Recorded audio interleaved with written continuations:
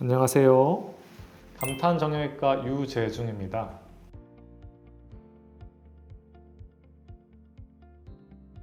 오늘은 많은 환자분들께서 진료실에서 하셨던 질문 중에 하나에 대해서 얘기해 보려고 합니다. 연골판 파열, 파열이라는 그 단어에 정말 다들 많이 놀라시는 것 같습니다. 찢어졌다라는 단어가 너무 무섭게 들리거든요. 하지만 이 영상을 보시는 분들께 꼭 말씀드리고 싶은 게 있습니다. 찢어졌다고 해서 무조건 수술하는 건 아닙니다. 오늘은 제가 직접 수술한 사례를 통해서 어떤 경우에 수술이 꼭 필요한지, 어떤 경우에는 수술이 굳이 필요하지 않은지 확실하게 차근차근 말씀드려 보도록 하겠습니다. 먼저 사진을 보여드리겠습니다. 50세 여성분이셨습니다. 다른 병원에서 연골판 파열이 있다고 진단을 받으셨어요. 내측 반월상 연골판 파열의 뒤쪽 후각부 파열입니다. 어떤 병원에서는 지금 당장 수술해야 된다고 얘기를 들었고, 어떤 병원에서는 수술하지 않아도 된다고 얘기 들으셨다고 저한테 찾아오셨습니다. 파열이 있다는 얘기를 듣고 나서는 더 아픈 것 같다고 얘기를 하셨습니다. 실제 제가 진찰해보니 불편감도 별로 없었고 부종이나 아픔과 같은 소견도 없었습니다. MRI에서 보이는 이 파열은 퇴행성 파열로 비교적 안정적인 소견이었습니다. 이럴 경우에는 연골판 파열이 꼭 통증의 원인이 아닐 수도 있습니다. 수술보다는 약물 치료, 근력 강화 운동, 그리고 필요에 따라서는 주사 치료 등의 비수술적 치료부터 우선 시행해 볼 수 있습니다. 이 환자분은 몇 주간 꾸준히 치료를 시행하셨고 지금은 무릎 통증 없이 일상생활을 정상적으로 잘 하고 계십니다. 연골판 파열에 있어서 MRI 사진보다 중요한 것은 실제로 파열에 의한 증상인지, 그리고 그 증상이 지속되는지가 중요합니다. 첫 번째 환자를 예시로 봤듯이 퇴행성 파열은 대부분 수술적 치료를 하지 않아도 좋아집니다. 이 환자에서 보셨듯이 퇴행성 파열은 나이가 들에 따라 자연스럽게 생길 수 있는 파열 중에 하나입니다. 오래 쓴 스펀지가 조금씩 닳으면서 그 탄력을 잃는 것처럼 연골판도 세월이 지나면 탄력이 줄어들면서 그 안에 내적인 변성이 생기면서 수평으로 균열이 생길 수 있습니다. 만약 파열된 연골판이 불안정한 형태라면 수술적 치료가 필요할 수도 있지만 지금과 같이 불안정하지 않고 증상이 꼭 연골판과 연결된 증상이 아니라면 대부분 좋아질 수 있습니다. 그래서 저는 MRI상에 연골판 파열이 동반됐다고 하더라도 반드시 바로 수술하는 것이 아니라 몇 주 정도는 활동도 조절해보고 약물 치료도 해보면서 신체의 반응을 지켜봅니다. 그 기간 동안에 통증이 줄면 점진적으로 근력 운동도 시행해보면서 경과 관찰을 해도 된다고 말씀드립니다. 하지만 가끔은 퇴행성 파열도 수술이 필요한 경우가 있습니다. 실제 사례를 보여드리겠습니다. 이분은 50대 남성이었어요. 왼쪽 사진을 보시면 이 동그라미 친 부분이 퇴행성 연골판 파열의 조각이 관절 안으로 이렇게 빠져나온 형태를 보입니다. 이것을 우리는 피판형 파열이라고 부릅니다. 환자분은 수개월이 지나도 계속 무릎이 아프고 걸리는 느낌도 있었고 반복적으로 물이 찬다고 호소하셨어요. 아무리 퇴행성 파열은 저절로 좋아질 수 있다고 하더라도 이런 피판형 형태의 파열은 자연적으로 증상이 좋아질 가능성이 낮습니다. 그리고 이 파열된 파열편 조각이 관절 안을 계속 돌아다니면 무릎 연골을 손상시킬 수가 있습니다. 그래서 이분은 바로 수술적 치료를 결정했습니다. 오른쪽이 보면 수술 후 사진입니다. 파열된 조각이 없어졌죠? 이분은 수술 후 바로 증상이 좋아졌고 다음날부터 일상생활이 가능해졌습니다. 이게 이제 관절 내시경 사진인데 왼쪽에 보시면 지금 뭔가 관절 안에 가득 차 있는 뭔가 조각 같은 게 보이시죠? 이게 바로 파열된 피판형 파열 연골판 조각입니다. 이것을 오른쪽과 같이 파열된 부분만 딱 제거를 하는 것이에요. 연골판은 최대한 보존을 하면서 문제가 있는 파열 부분만 이렇게 제거를 하면 증상은 바로 좋아질 수 있습니다. 그렇다면 어떤 경우에 연골판 파열 수술이 필요할까요? 이 세 가지에 해당한다면 수술을 진지하게 고려해야 됩니다. 첫 번째, 걸리는 증상, 즉 잠김 증상입니다. 내가 일상생활을 하다가 무릎을 구부리다가 갑자기 무릎이 구부린 상태로 혹은 펴진 상태로 더 이상 움직이지 않을 때, 이것은 뭔가 기계적으로 무릎 사이에 뭔가 껴서 생기는 증상이겠죠. 두 번째로는 무릎에 물이 반복적으로 찰 때입니다. 몇 달이 지나도 계속 물이 차서 물을 빼도 또 물이 차고 반복적으로 물이 차면 역시 수술적 치료를 고려해야 됩니다. 마지막 세 번째가 제일 중요한데요. 이 연골판 파열의 형태가 기능을 소실한 형태면서 불안정한 양상의 파열일 때, 즉 연골판 파열의 형태에 따라서 수술을 결정합니다. 특히 외상성 파열의 같은 경우에는 기능이 소실되어 있고 무릎에 잠김 현상을 동반되어 있는 경우가 많아서 수술적 치료가 필요한 경우가 있습니다. 결론적으로 연골판 파열은 구조적인 문제와 동반되어 그 구조적인 문제로 인한 통증이 생겼을 때 수술이 필요합니다. 이제는 실제 사례를 통해서 이런 경우에 수술을 했습니다. 수술이 필요합니다. 라는 걸 보여드리겠습니다. 이번엔 30대 남성이에요. 축구하다가 갑자기 무릎이 돌아가면서 수상하셨다고 합니다. 무릎이 구부린 상태에서 더 이상 펴지지 않았고 너무 통증이 심했다고 내원하셨어요. 자, 이 MRI 사진을 보시면 동그라미 친 이게 내측 반월상 연골판입니다. 원래는 내측 관절 벽에 있어야 되는데 찢어진 상태로 관절 중심까지 이동해 있는 상태예요.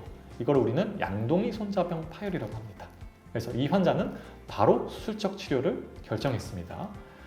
지금 왼쪽을 보시면 이 화살표로 되어 있는 이 하얀색 물체가 바로 전방 십자인대 옆으로 이동해 있는 내측 반월상 연골판이에요.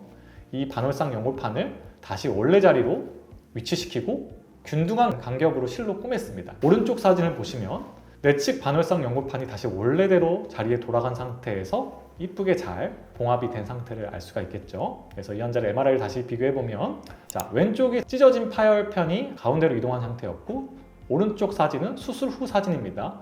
원래대로 거의 정상에 가까운 내측 반월상 연골판의 형태를 확인할 수가 있겠습니다. 이분은 수술 후에 즉시 잠김 현상이 좋아졌고 차근차근 재활치료하면서 이제는 거의 정상 생활이 가능하게 됐습니다. 다음엔 두 번째 케이스입니다. 10세 환자분이셨어요. 운동하다가 무릎이 삐끗했다고 했습니다. 그 뒤에 몇 개월이 지나도 계속 무릎이 붓고 특히 바깥쪽 무릎이 아프다고 하셨습니다. 사진을 보시면 이 동그라미가 바로 흰 틈이 보이시죠? 외측 반월상 연골판이 횡파열, 즉 연골판을 가로지르는 긴 파열이 있는 것을 확인할 수가 있었습니다. 그래서 이 환자 같은 경우도 바로 수술적 치료를 하기로 결정을 했고 관절경 사진을 보시면 왼쪽 사진이 파열이 이렇게 길게 횡 형태로 이어져 있는 것을 확인할 수가 있었고 오른쪽이 봉합한 후의 상태입니다.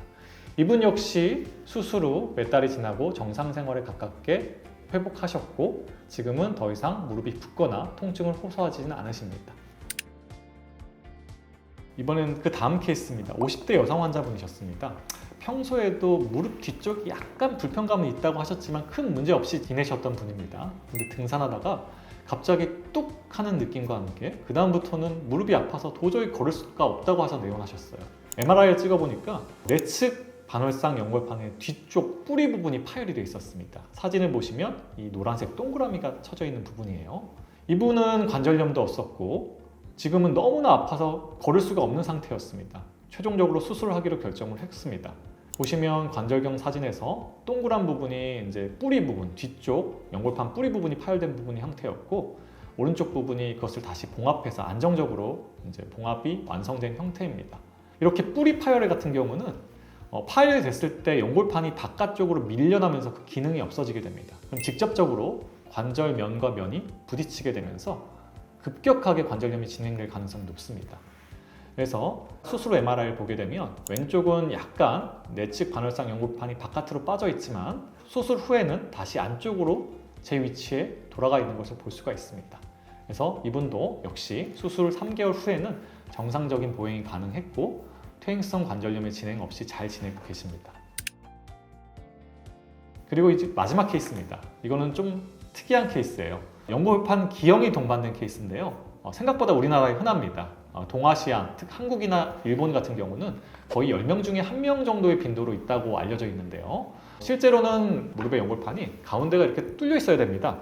그래야 위쪽 우리 대퇴골의 모양이랑 이제 딱 맞아서 동그란 이 모양이랑 딱 맞아서 이 연골판 위를 이제 이 대퇴골이 미끄러지면서 움직일 수가 있거든요. 근데 만약에 이 가운데가 뚫려 있지 않으면 이 연골판이 무릎 뼈 사이에 끼게 됩니다. 그러면은 잠긴 증상도 생길 수가 있고 그리고 통증도 발생하게 되겠죠. 이분이 그에 해당됐습니다.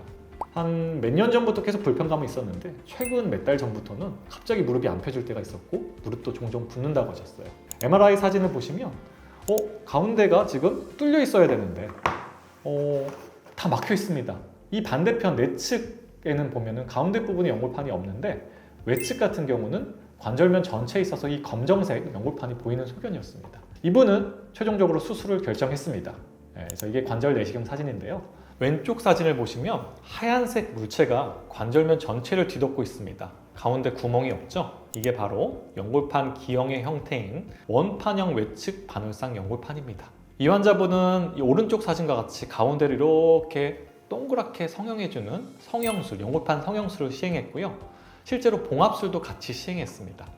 그래서 수술 후를 비교해 보시면 왼쪽이 수술 전 사진이고 오른쪽이 수술 후입니다. 가운데에 꽉 차 있던 연골판이 적절한 크기로 제거되어서 제 자리에 잘 위치하는 걸 확인할 수가 있습니다. 이분도 수술 후 몇 달이 지났을 때 큰 문제 없이 일상생활에 잘 복귀하실 수 있었습니다. 이 경우에는 오히려 연골판 파열을 방치했을 때 더 문제가 생깁니다. 파열이 점점 더 진행하게 되면 남아있는 연골판마저 다 내측으로 이동해서 남아있는 연골판이 하나도 없게 됩니다. 물론 일부 연골판을 제거하긴 했지만 그거는 무릎 관절 가운데 끼어있는 연골판만 제거했기 때문에 그 잠김 증상이 사라지고 지금 보시면 바깥쪽의 연골판은 최대한 충분히 남겨뒀습니다. 이 바깥쪽의 연골판이 바로 실제로 무릎의 충격을 흡수하고 기능을 담당하는 부분이기 때문에 수술 전과 비교했을 때 기능적인 면에서는 크게 차이가 없고 오히려 잠김 증상도 더 좋아지고 파열의 진행 가능성도 적어지게 됩니다. 이 바깥쪽 연골판을 보시면 가운데가 뚫려 있습니다. 수술을 통해서 이 정상 연골판의 형태처럼 만들어준 겁니다. 그래서 수술 전과 비교했을 때 연골판의 충격 흡수 기능은 크게 차이가 없고요. 오히려 잠김 증상도 좋아지고 이대로 방치했을 땐 더 파열이 진행했을 겁니다. 그렇게 된다면 남아있는 연골판이 거의 없었을 텐데 아직 연골판이 남아있을 때 수술이 진행했기 때문에 오히려 앞으로 파열이 더 진행되지 않고 더 오랫동안 연골판을 사용할 수 있을 가능성이 훨씬 더 높게 됩니다. 마지막으로 반월상 연골판 파열 수술이 어떻게 진행될지 궁금해하실 것 같습니다. 반월상 연골판 수술은 관절경으로 진행합니다. 무릎에 5mm 정도의 구멍을 한 2개에서 최대 3개 정도 내고 아주 작은 카메라로 내부를 확인하면서 반대편 구멍을 통해서 기구를 삽입하여 손상된 연골판을 다듬거나 봉합을 합니다. 수술 시간은 빠르면 10분, 길게는 30분에서 40분 정도 걸릴 수 있고요. 흉터는 거의 남지 않습니다. 그리고 이제 수술 후의 과정도 많이 궁금해 하시는데요. 단순 절제술의 경우에는 수술 다음 날부터 바로 일상생활 가능합니다. 마취만 풀리면 바로 걸으셔도 상관없습니다.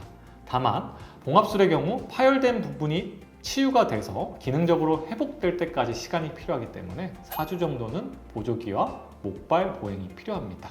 마지막으로 꼭 드리고 싶은 말씀이 있습니다. 연골판 파열은 반드시 수술해야 되는 건 아닙니다.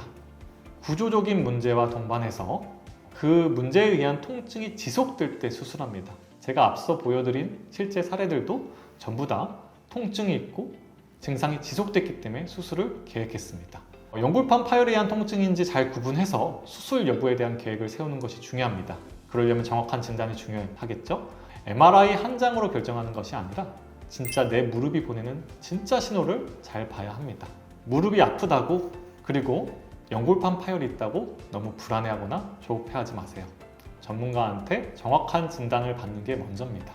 오늘은 반월상 연골판 파열, 수술이 꼭 필요한 경우에 대해서 이야기를 나누어 봤습니다. 무릎이 아프시면 걱정하지 마십시오. 반월상 연골판 파열이 있다고 꼭 두려워하지 마세요. 아픔을 참지 마시고 꼭 전문가와 상담하시기 바랍니다. 오늘 영상이 도움이 되셨다면 좋아요와 구독 부탁드립니다. 그리고 댓글을 남겨주시면 제가 확인하고 답변 드리겠습니다. 감사합니다.